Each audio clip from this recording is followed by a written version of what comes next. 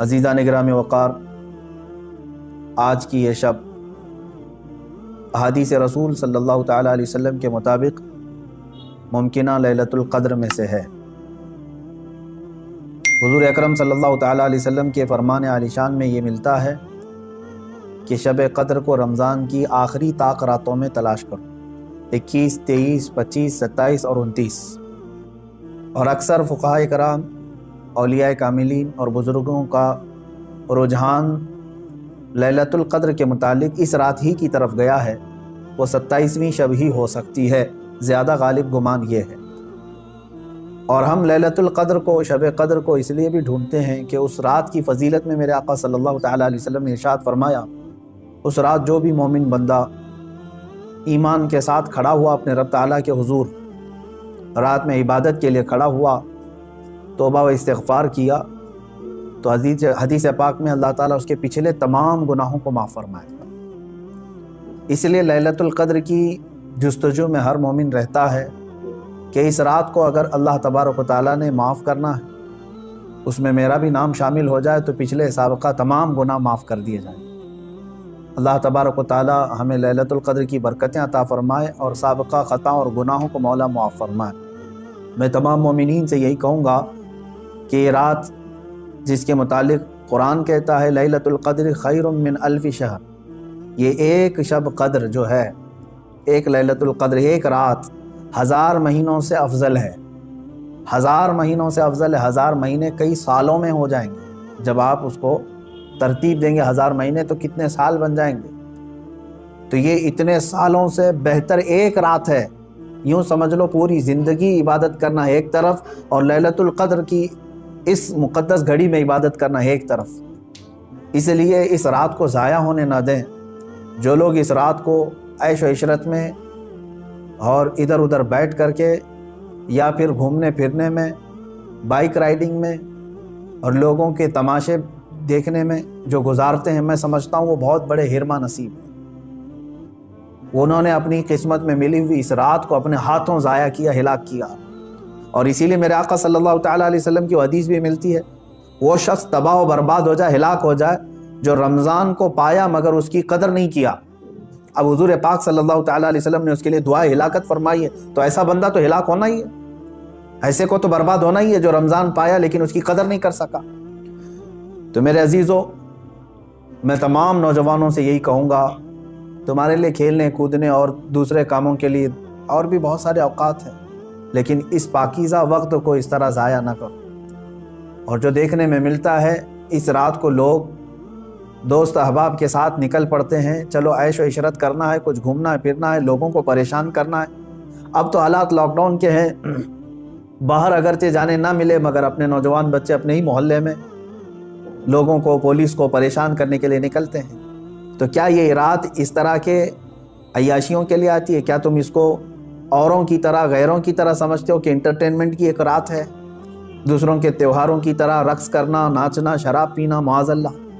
ये वो रात है जो तुम्हारे साबका गुनाहों को माफ़ करने की बशारत लेकर के आ रही है। तुम इसकी तरफ तवज्जो नहीं देते तो फिर एक बात ये भी याद रख लो, तुम में से किसी को ये बात खबर नहीं है, किसी को मालूम नहीं है कि अगला रमज़ान तुम्हारी ज़िंदगी में आएगा कि नहीं आएगा, नहीं मालूम है। यहाँ तो लाशें इस तरह से देखने को मिल रही हैं, रोज़ाना मौत की खबरें इस तरह आम हो चुकी है। तो आप अंदाज़ा करो कि अगर आपको अल्लाह ताला ने ये रात अता किया है तो यही सोच करके कि आप इबादत करो कि शायद मेरी ज़िंदगी की आखिरी रात होगी, ये लैलतुल क़द्र शायद मेरी ज़िंदगी में दोबारा नहीं मिलेगी। जब ये तसव्वुर तुम्हारे अंदर आएगा तो इंशाअल्लाह इबादत का एक ज़ौक़ भी बढ़ जाएगा, लुत्फ़ भी आएगा, और अल्लाह ताला से गिड़गिड़ा करके मांगोगे भी। इस तरह से मांगो कि मौला अगर ये मेरी ज़िंदगी की आखिरी शब क़द्र है तो इस रात को बख्शे बगैर मुझे अपनी जगह से ना उठा, मेरा नाम बख्शे वो में शुमार फरमा।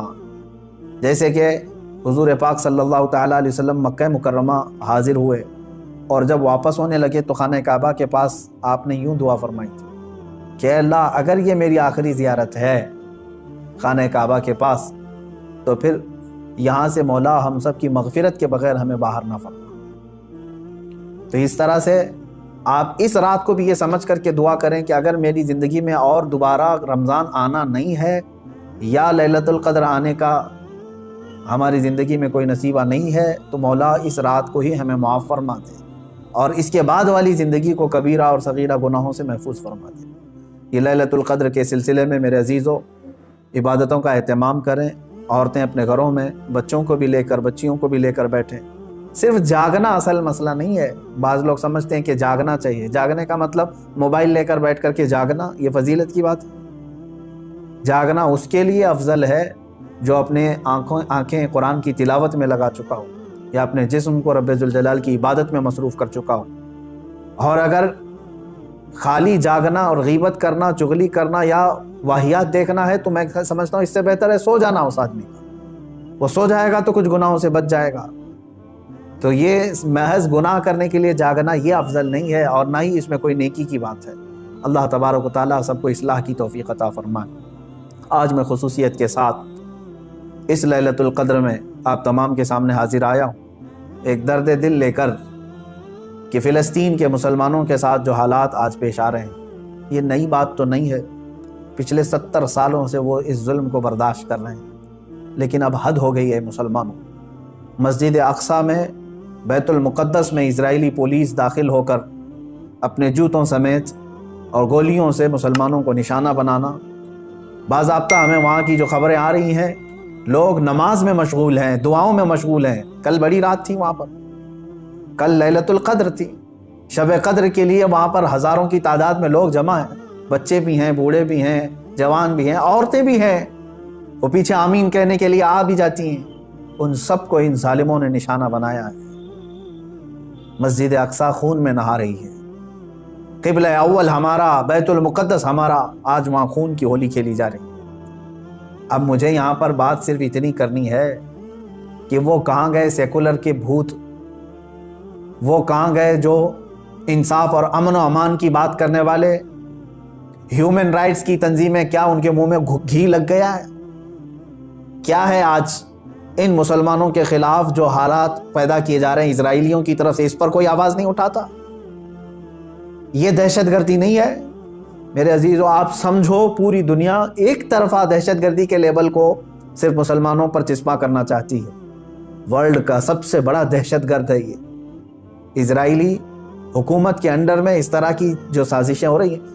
آپ سوچیں کسی بھی مذہب کے، کسی بھی دھرم کے لوگ جب عبادت میں ہوتے ہیں تو گویا کہ وہ دنیا سے کنارہ ہو کر اپنے اپنے خدا کے پاس جا رہے ہیں، یہی تو ان کا تصور ہوتا ہے۔ عبادتوں کے وقت کسی کو گولیوں کا نشانہ بنانا اور صفوں کو درہم برہم کرنا اور بچوں پر بھی گن تان لینا اور وہاں کے نوجوانوں کے سر پر جوتیاں رکھ کر کے کھڑے ہو جانا، عورتوں کے دوپٹے کھینچ لینا، یہ ہے ایک چہرہ اسرائیل کا جس کو دنیا بتانا نہیں چاہتی۔ اور وہ سب حد پار کر کے بھی امن کے مسیحا ہیں اور دہشت گرد ہم ہیں۔ وہ قتل بھی کرتے ہیں تو چرچا نہیں ہوتا، ہم آہ بھی کہتے ہیں تو ہو جاتے ہیں بدنام۔ میرے عزیزو، اب یہ وقت قیامت کے قریب کا ہے۔ آپ دیکھو کہ تمہارا مسیحا ہے کون تمہارے لیے آواز اٹھانے والا ہے؟ تقریباً 57 ممالک اسلامی نام سے جانے جاتے ہیں، ان میں کا کوئی لیڈر سوائے ترکی یا کچھ لوگوں کے؟ یہ سارے اپنے عیاشیوں میں مصروف ہیں۔ فلسطین کے بچوں کو ایک لقمہ کھانا دینے کے لیے بھی سعودی عرب کی حکومت تیار نہیں، امارات تیار نہیں۔ یہ تو اسرائیل کے ساتھ پینگے بڑھا رہے ہیں، اسرائیل کے ساتھ معاہدے کرنے چلے ہیں، اپنی پراپرٹیاں اور اپنے ایئرپورٹ ان کو گروی دینے کے لیے چلے ہیں۔ سمجھنے کی آج ضرورت ہے، جہاں اسلامی ملک ہم سمجھ رہے ہیں، سعودی ہو یا امارات ہو یا بحرین ہو یا قطر ہو، یہ تمام ممالک، ان سب کی نہ جانے کون سی مجبوریاں ہیں یا ان کے گھروں میں کون سے یہودی آ کر داخل ہو چکے ہیں، یہ واللہ اعلم۔ کہ نہ سیریا کے مارے جانے والے مسلمانوں کے لیے بات کرتے ہیں، نہ فلسطین کے نہتے بچوں کے لیے بات کرتے ہیں، نہ یہ برما کے قتل عام پر کوئی بات کرتے ہیں۔ ان کو تو کچھ لینا دینا نہیں ہے امت مصطفیٰ سے، بلکہ یہ الٹا امت کے ان غریب مسلمانوں کو بلیم کرتے ہیں کہ یہ اس طرح دہشت پھیلاتے ہیں۔ ایک وقت آئے گا، دیکھ لینا، ان کی کرسیاں ہلیں گی، وقت آئے گا جب ان کے تاج اچھالے جائیں گے، یہ سب بہت بری موت مارے جائیں گے، اس لیے کہ میں نے پڑھا ہے کفر کی حکومت تو چل سکتی ہے لیکن ظلم کی حکومت نہیں چلے گی۔ ظلم زیادہ دن تک نہیں چلے گا، یہ صدائے بازگشت ہے، پلٹ کر کے واپس آنا ہے۔ آپ کو پتہ ہے، میں نے دیکھا ہے فلسطین کے بہت سارے لوگوں کو جن حالات میں وہ زندگی گزار رہے ہیں، اللہ کی پناہ، 35 سال 40 سال سے ان کی مارکیٹوں پر کرفیو لگی ہے۔ کرفیو سمجھتے ہیں، ایک دن 2 دن کرفیو لگے تو ہماری دکانوں پر تالا، اور 40 سال سے کرفیو لگا کر کے رکھے ہیں کچھ مارکیٹس میں، بازاروں میں، دکانوں پر جالے لگ چکے ہیں، بہت ساری پراپرٹیاں اور جائیدادیں ہڑپ کر کے اسرائیلی غصب کر کے بیٹھے ہوئے ہیں۔ یہ ساری کی ساری چیزیں بنا ان عرب لیڈروں کی اجازت کے اور ان کی منظوری کے نہیں ہو رہی ہیں۔ یہ سب میں ان لوگوں کی ہمدردیاں شامل ہیں۔ انہوں نے سعودی ہو یا جتنے بھی یہ مسلم کنٹریز ہیں، فلسطین کے بچوں کے خون پر اپنی کرسیاں بچھائے ہوئے ہیں۔ آج ہمیں درد ہوتا ہے اس بات کا میرے عزیزوں کہ اب مسجد اقصیٰ کو بھی انہوں نے پامال کر دیا۔ مسجد اقصیٰ کے اندر داخل ہو کر کے اپنی گن کو اٹھا لیا اور عبادتوں کی اور صفوں کو وہاں پر درہم برہم کر دیا۔ اب یہ تمہارے سمجھنے کا وقت آ چکا ہے، اب مسلمانوں تمہارے اتحاد کا وقت ہے۔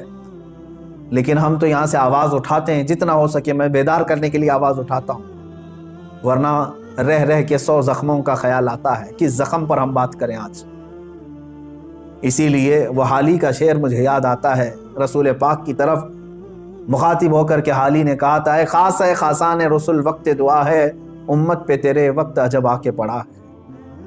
آج یہی حال تو ہے امت پر، ایسے حالات کہ ہماری بہنیں بہت چیخ رہی ہیں اپنی عزت کے لٹنے پر، ہماری ماؤں کو بے آبرو کیا جا رہا ہے، لیکن ان کی مدد کے لیے اٹھنے والا کوئی شہسوار نظر نہیں آتا۔ مشرق سے مغرب تک، شمال سے جنوب تک ایک چپی اور ایک خاموشی ہے، ایک ایسا سنسان ماحول ہے کہ سب اپنوں میں اور اپنے آپ میں مست ہیں۔ تمہیں معلوم ہے آج ہم افطاری کے لیے بیٹھتے ہیں تو بڑی بڑی نعمتیں کھا لیتے ہیں، ان بچوں کا کیا ہوتا ہے جن کی افطاری کے وقت ان کے باپ اور ماں کی لاشیں سامنے رکھی رہتی ہیں۔ رمضان المبارک ان کا ہر سال اس طرح سے خون میں نہلا دیا جاتا ہے، یہ کون سا انصاف ہے؟ یہ امریکہ جو ہیومن رائٹس کی بات کرتا ہے، دنیا کو انصاف اور جمہوریت دینے کا علمبردار کہلاتا ہے، یہ سب کے سب ان فلسطینیوں کے قتل عام پر خاموشی اختیار کیے ہوں۔ کہاں ہے وہ اقوام متحدہ؟ کہاں ہے وہ UN ہے؟ وہاں پر ان چیزوں کی بات نہیں ہوگی۔ ہاں، اگر ایک اسرائیلی مارا گیا یا ایک یہودی یا ایک عیسائی مارا گیا تو اس کے لیے تو بوال ہوگا۔ مسلمانوں کا خون سستا ہو چکا ہے، مسلمانوں کا خون بہت عام ہے کہ ان کو کوئی بھی بہا دے۔ اے مسلمانوں، اس لیے آج تمہیں واپس اپنے اسی قدم پر آنے کی ضرورت ہے جہاں پر رسول پاک نے تمہیں چھوڑا تھا۔ میرے آقا صلی اللہ تعالیٰ علیہ وسلم نے جو نقوش ہمیں دیے وہاں پر تمہیں واپس آنے کی ضرورت ہے۔ تم اگر دنیا کی رضامندی کے لیے اپنے آپ کو بیچتے ہو، چند لوگوں کی رضا کے لیے اپنے آپ کو بدلتے ہو، تو یاد رکھنا یہ دنیا کبھی تم سے راضی نہیں ہوگی، کبھی راضی نہیں ہوگی۔ کیوں نہ ہم رسول پاک صلی اللہ تعالیٰ علیہ وسلم کی رضا کے کام کریں، اللہ اور اس کے رسول راضی ہو جائیں تو پھر ہماری وہ سابقہ قوت لوٹ آئے گی جس قوت سے قیصر و کسریٰ کانپتے تھے، وہ ایمانی غیرت واپس لوٹ آئے گی جس سے وقت کا چنگیز خان بھی ہل جاتا تھا، تھر تھر کانپتے تھے۔ وہ ایمانی غیرت اور حمیت واپس آ جائے گی۔ شرط صرف اتنی ہے، ان کنتم مؤمنین، تم سچے نبی کے غلام ہو جاؤ۔ ولا تہینوا ولا تحزنوا وانتم الاعلون، میرے رب کا وعدہ ہے کہ تم غم نہ کرو، پریشان مت ہو، تم بلند ہوگے، لیکن اس کے ساتھ ایک شرط ہے کہ تم نبی کی وفاداری تو کرو، غلامی میں تو آ جاؤ۔ آج فلسطین ہے، اس کے بعد شام ہے، اس کے بعد عراق ہے، اس کے بعد یمن ہے، پھر افغان ہے، برما ہے، یہ سب جگہ مذبح خانہ بنا ہوا ہے۔ جانور بھی اتنے نہیں کاٹے جاتے جتنے وہاں کے انسان کاٹے جاتے۔ میرے عزیزو، آج کے ان حالات کو دیکھ کر کے مجھے اندازہ ہو رہا ہے اب رب تبارک و تعالیٰ کا یہ قہر ہی تو ہے کورونا۔ جب ظلم بڑھتا ہے تو بلائیں بھی پھیلتی ہیں، یہ جتنے ظالم ہیں دیکھ لینا یہ بلاؤں میں گرفتار ہوں گے۔ آج یہ جو حالات پیدا ہوئے ہیں، کثرت سے یہ بیماری کا پھیل جانا اور کثرت سے موتوں کا ہو جانا، آپ کیا سمجھتے ہیں؟ یہ بھی ایک اللہ تعالیٰ کے غضب کی نشانی ہے، یہ اس کے قہر کی نشانی ہے۔ تمہارے پاس لاکھوں کروڑوں بھی ہوں گے، تم بچ نہیں پاؤ گے اس کی پکڑ سے۔ ظلم سے باز آ جاؤ، ظلم ایک ایسی چیز ہے جس کو کبھی دنیا نے پسند نہیں کیا، اور ہر ظالم کا انجام بہت سخت ہوا ہے۔ وہ چنگیز خان جس نے لاکھوں کی لاشیں بچھا دی تھی محض گھوڑے پر بیٹھ کر کے، ایک بار اپنے ہاتھ میں کسی چیز کو لے کر کھیل رہا تھا۔ مجھے یاد آتی ہے بات، آج فلسطین کے بچوں کے لیے اب بھی میری امید ہے۔ لوگ یہ کہتے ہوں گے ان کے پاس کچھ نہیں، ارے وہ چھوٹے کنکر اور پتھر سے مقابلہ کر رہے ہیں، سامنے والے پیٹروٹ میزائل لے کر کھڑے۔ اسرائیلیوں کے پاس گن ہے اور وہ بچوں کی کھوپڑیوں پر لگاتے ہیں، اور دوسری طرف نہتے بچے ہیں، لیکن مجھے پھر بھی میرے رب تعالیٰ کی ذات سے یقین ہے، امید نہیں یقین ہے کہ وہ مولا کریم جس وقت حالات بدلتا ہے تو پھر ان یہودیوں کو دیکھ لینا، ان کو سر چھپانے کے لیے نہ کوئی پتھر ملے گا نہ کوئی درخت ملے گا۔ میرے آقا صلی اللہ تعالیٰ علیہ وسلم کی حدیث ہے، قیامت کے قریب تم دیکھو گے ہر پتھر یہ تمہیں پکار کر کے کہے گا، اے مسلم آجا ادھر میرے پیچھے، کہ یہودی چھپائے اسے قتل کر۔ یہ حدیث پاک میں ہے، یہ مارے جائیں گے، ان کا بھی انجام برا ہوگا، سخت ہوگا۔ یہ ظلم کا جو ننگا ناچ ناچ رہے ہیں، ان کو کیا لگتا ہے کہ ہمیشہ ہی رہیں گے؟ یہ خود چین سے کبھی نہیں رہ سکتے، ذلت والے لوگ، انبیاء کا بے حساب قتل کیا جنہوں نے، پوری دنیا کی آج چین و سکون کو غارت کرنے والا یہ اسرائیل کیا سمجھتا ہے کہ ہمیشہ ان کی حکومت قائم ہو جائے؟ میرے رب تبارک و تعالیٰ کا انتقام بہت قریب ہے، بہت قریب ہے۔ میں جو بات عرض کر رہا تھا وہ یہ ہے کہ فلسطین کے بچوں کے لیے اب بھی انشاءاللہ العزیز امید ہے، آئے گی۔ چنگیز خان ظالم تھا، اس نے انسانوں کی کھوپڑی سے مینار بنانے کا بھی حکم دے دیا تھا۔ اتنے قتل کرتے تھے، جس راستے سے وہ گزرتے پورے گاؤں کو جلا کے چلے جاتے تھے، کوئی نشانی نہیں رکھتے تھے۔ منگولیا کے رہنے والے یہ چنگیز خان نے ایک وقت ایسا آیا کہ تقریباً کئی 100 لوگوں کو، مسلمان بھی تھے اس میں اور دوسرے بھی تھے، قید کر کے لایا اور کھڑا کر دیا۔ قتل عام کا حکم تھا، 3 صفیں لگی ہوئی تھی، اس میں علماء تھے اکثر، ایک بڑی عمر کے بزرگ بھی اس میں کھڑے تھے، وہ پہلی صف میں تھے۔ تو جلاد کو اس نے حکم دیا، چنگیز خان اپنے گھوڑے پر بیٹھا ہوا تھا، حکم دیا کہ قتل کرو۔ تو پہلی صف کو جب قتل کرنے لگا جلاد، تو بڑی عمر والے جو تھے، وہ ایک بزرگ، وہ دوسری صف میں پیچھے چلے گئے کہ پہلی صف والوں کے سب سر اڑا دیے گئے، سب قتل ہو گئے۔ چنگیز خان دیکھ رہا تھا کہ ایک بوڑھا پہلی صف سے دوسری صف میں جا رہا ہے، دوسری صف کے قتل کا حکم ہو گیا، تو وہ بوڑھے میاں تیسری صف میں چلے گئے کہ بچ جاؤں کہیں سے۔ چنگیز یہ چیز دیکھ کر کے ہنس رہا تھا، کہکا مار رہا تھا، دوسری صف کے بھی پورے لوگ قتل ہو گئے، تیسری صف جب بچی تھی تب چنگیز خان نے اس بوڑھے کو مخاطب کر کے کہا، بڑے میاں یہ آخری ہے، پہلی سے تم دوسری میں آ گئے، دوسری سے تیسری میں آ گئے، میں دیکھ رہا ہوں مسلسل تم کو، اب پیچھے کوئی صف نہیں، آگے میری تلوار ہے، بتاؤ اب کہاں جاؤ گے، اب کون بچائے گا؟ اس بزرگ نے کہا، میرے رب کی ذات سے اب بھی مجھے امید ہے، میرے اللہ سے مجھے اب بھی امید ہے، وہ اگر چاہے تو اب بھی مجھے بچائے گا۔ کہا کہ اب کوئی صورت ہی نہیں ہے تمہارے بچنے، قتل عام کا حکم تھا، تیسری صف کے لوگوں کو قتل کرنے کا آرڈر دیا ہی تھا۔ اچانک وہ کوئی چیز لے کر کے اپنے ہاتھ میں کھیل رہا تھا چنگیز خان، اس کے ہاتھ سے وہ گر گئی، وہ چیز جیسی گری وہ جھک کر کے اٹھانے گیا تو گھوڑا ڈر گیا، اس کا ڈر کر کے بدک گیا اور ایسا دوڑا کہ چنگیز کے پیر جو ہے اس کے زین میں پھنسے رہ گئے اور سر نیچے لٹکا رہ گیا، اور گھوڑا اتنا سرپٹ دوڑتا گیا کہ اس کا سر جو ہے پتھروں سے ٹکراتا چلا گیا، اتنا ٹکرایا، لوگ پکڑنے کی کوشش کرتے رہے، گھوڑا کسی کے ہاتھ میں نہیں آیا۔ وہ بہت اعلیٰ نسل کا گھوڑا تھا جو چنگیز استعمال کرتا تھا۔ وہ گھوڑا بھاگتا رہا یہاں تک کہ بہت دیر کے بعد جب چنگیز خان کے گھوڑے کو قابو میں کیا گیا، اس کا سر جو ہے کئی پتھروں سے ٹکرا چکا تھا، اور اس کے بعد اس کی موت آ چکی تھی، موت آ گئی۔ اس بابا نے کہا تھا، اب بھی اگر اللہ چاہے تو مجھے بچا لے، ظالم اگر سر پر بھی کھڑا ہے، گردن پر تلوار بھی ہے، اگر رب تبارک و تعالیٰ چاہے تو ظالم کو اسی وقت اس کے انجام تک پہنچا دے۔ آج بھی اسرائیل نے اگر حد کر دیا، بچوں کے خون، عورتوں کے خون کو مسجد اقصی میں بہا دیا، تو یاد رکھنا رب تبارک و تعالیٰ دیکھ رہا ہے۔ وَمَا اللَّهُ بِغَافِلٍ عَمَّا يَعْمَلُ الظَّالِمُونَ، اللہ ہرگز ظالموں کے کام سے غافل نہیں۔ انما یؤخرهم لیوم تشخص فیہ الابصار، ہاں وہ تھوڑا مؤخر کرتا ہے اپنی پکڑ کو، لیٹ کرتا ہے، دیر کرتا ہے پکڑ کو، کیوں؟ تاکہ سارے لوگ اس کا انجام دیکھ سکیں، سارے لوگ اس کا انجام دیکھ سکیں۔ وہ تھوڑا سا ڈیلے کر کے بعد میں پکڑ کرتا ہے، اور جو ڈھیل ہوتی ہے اس کو کوئی یہ نہ سمجھ لے کہ وہ جو کر رہا ہے اچھا کر رہا ہے۔ لیکن میں تمامی مسلمانوں سے کہنا چاہوں گا، اب بعض لوگ تو اپنی تسبیح اپنے مسلح پر تو آئی گئے ہیں کہ چلو فلسطین کے بچوں کے لیے دعا کرنا ہے۔ ظاہر سی بات ہے، اب دعا کے علاوہ بہت سارے لوگوں کے پاس بچا کیا ہے؟ آج یہی حالات ہیں ہمارے۔ لیکن ساتھ میں نوجوانوں سے کہنا چاہوں گا، اٹھو وہ گر نہ حشر نہ ہوگا پھر کبھی، دوڑو کہ زمانہ چال اپنی چل گیا۔ جو چنگاری وہاں پر، جو آگ وہاں پر لگی ہے، اس کی چنگاریاں تمہارے گھر میں آنے پر دیر نہیں لگے گی، یاد رکھنا۔ پڑوس کے گھر میں اگر آگ لگی ہے تو چادر تان کر کے سو جانا یہ بیوقوفی ہے کہ اس گھر کی آگ کی چنگاریاں تمہارے گھر کو بھی جلا کر خاک کر سکتی ہیں۔ یہ تمہیں جگانے کے لیے، بیدار کرنے کے لیے ہے۔